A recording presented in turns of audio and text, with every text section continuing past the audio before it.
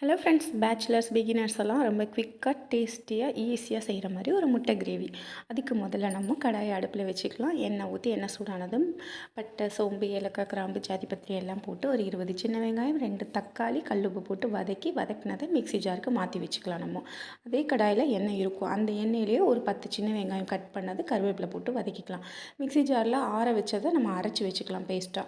இங்கே இஞ்சி பூண்டு பேஸ்ட் போட்டு பச்சை வாசனை போனதுக்கப்புறம் 2 ஸ்பூன் குழம்பு மிளகாத்தூள், 1 ஸ்பூன் வத்தல் பொடி, கொஞ்சமாக கரம் மசாலா, அரைச்சி வச்ச பேஸ்ட்டு, தேவையான அளவு தண்ணி ஆட் பண்ணி தண்ணி நல்லா கொதித்து அந்த மசாலா வந்ததுக்கப்புறம் பொறுமையாக முட்டையை உடச்சி ஊற்றணுங்க. இந்த மாதிரி பவுலில் ஊற்றி தனித்தனியாக 4 பக்கம் ஊற்றி மூடி போட்டு ஒரு 5 to 8 மினிட்ஸ் அவ்வளோதான்.